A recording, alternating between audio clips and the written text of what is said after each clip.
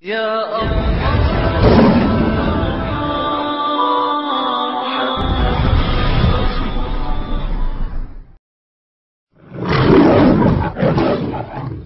the beginning is the glance.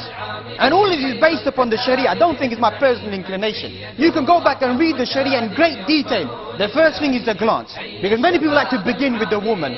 The Quran begins with the opposite. قل للمؤمنين يغضوا من أبصارهم ويحفظوا فروجهم ذلك أزكى لهم إن الله خبير بما يصنعون. Say to the believing men, lower your gaze. Wallahi, it doesn't make a difference to me what century you live in. The Quran says we're literalist people. We take the Quran literally. وَقُلْ لِلْمُؤْمِنِينَ I want to be a believer. It says to the believing men, lower your gaze and guard your chastity, guard your private parts. So when people say to me, Ya Maulana, what about the television today? What about the satellite? What about the channels at the moment? The woman that comes on top of that channel, وَقُلْ لِلْمُؤْمِنِينَ يَغُضُّوا مِنْ أَبْصَارِهِمْ Say to the believing men, lower your gaze. Lower your gaze. There's no difference of opinion. Who's trying to play with the Sharia now? Who's trying to play with the Sharia and say, well, Murphy had it, there's no harm. The Quran is a direct statement, simple statements. Say to the believing men, if you see a woman in front of you, lower your gaze. Khalas, we'll lower our gaze. We're not going to argue about that.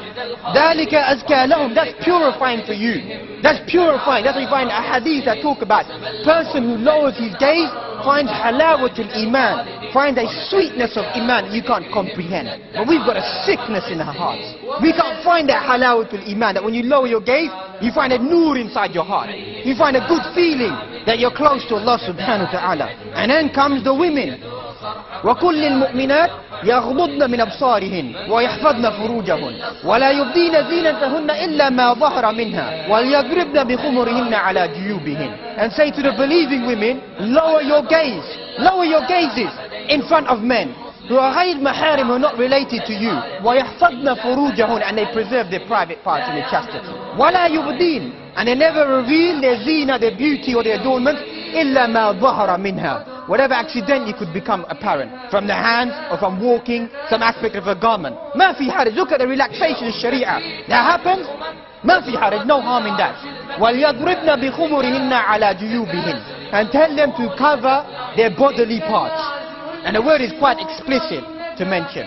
That's the Sharia. So when people today are discussing about what's the role of the hijab, what's the role of the woman's dress, is it a bright pink color? Is it just a Calvin Klein hijab on the top of your head? And wear tight trousers and say I love Islam across your chest? Who taught you that Islam? Who taught you that type of Islam? Where does that come from? The Sharia of Allah subhanahu wa ta'ala. Your own understanding of Islam. It's nothing to do with your own understanding, your own inclination. And that's what's happening in our society. Wallahi, sometimes I feel like just stopping and saying to somebody, you might as well take that hijab off your head. Don't hold a cigarette in your hand and smoke. Don't hold hands with a boy in the street. Don't behave in that manner. Because I know for a fact when I was joking, when I was growing up, I never joked about the deen of Allah subhanahu wa ta'ala. I had done something, I didn't do it. I didn't curtail myself behind some Islamic dress and understanding and pretend I'm trying to be Islamic. Or this is Islamic dress. This isn't Islamic dress. This is fashion and culture. That's what you're following. You're following a fashion and a culture. You're not following Islam. So that the Quran is saying, cover yourselves with the correct form of the jilbab. The way of the believing women. Ya ayyuhan nabiyyu qul li azwajika wa banatika wa nisa'il mu'minin. O Prophet of Allah, say to your wives, say to your daughters and say to the believing women, yudnina alayhinna min jalabibihin. Tell them to cover their bodily parts. So somebody says that's only for the Prophet's wives sallallahu alayhi wa sallam. But the verse is saying, say to your wives, say to your daughters and say to the believing women. And your qudwa, your person that you resemble is ummahatul mu'mineen, the mothers of the believers. That we resemble and copy them, and likewise the women should resemble and copy them. That's the proverb, that's the understanding. What the eye does not see, the heart doesn't desire, doesn't perceive that. You can't see something, you don't know nothing about it. You can't seem to do anything beyond that, because everything is sealed in front of you. And thus you find many athar, many such wordings. Some people like to attribute these as the words of the Prophet Muhammad, but they are da'if in nature. But the meaning is true. An-nadratu sahmun min sahami iblis. The glance is from amongst one of the arrows of shaitan, of iblis. The glance is there. That is the arrow, the first arrow of shaitan. Ya ayyuhalladhina amanu la tattabi'u khutuwati shaitan. or you believe, don't follow the footsteps of the devil. وَمَنْ يَتَّبِعْ خُطُوَاتِ الشَّيْطَانِ فَإِنَّهُ يَأْمُرُ بِالْفَحْشَاءِ وَالْمُنكَرِ. Whoever follows the footsteps of the devil, because shaitan only orders you munkar, evil things, and al-fawahish, illicit, all types of illicit sexual behavior. You find in the hadith, لَكَ الْأُولَى وَلَيْسَ لَكَ الثَّانِيَةِ. You have the first glance of sudfa, apparent glance. Somebody comes in front of you, you have that first glance. وَلَيْسَ لَكَ الثَّانِيَةِ. You don't have the second glance. But once again, that sickness, many of us say that, Mawlana, I'm still in my first glance. You think you're the only shabab. Read the seerah of the shabab, Hawlul Rasul sallallahu alaihi wasallam. Read the young men around the Prophet Muhammad. You think you're the only one with temptation, desires.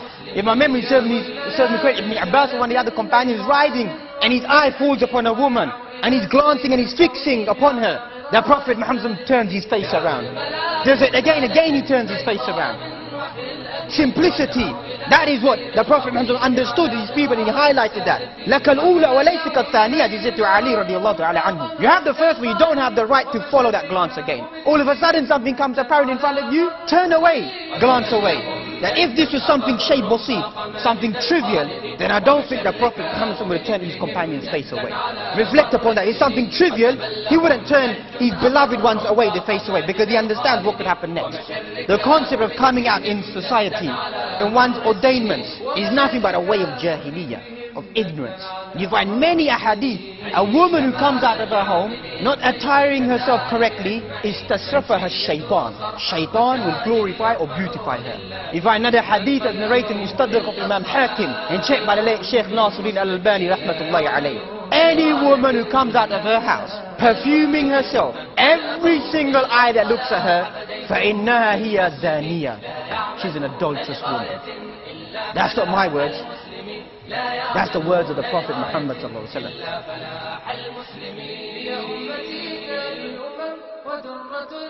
wasallam.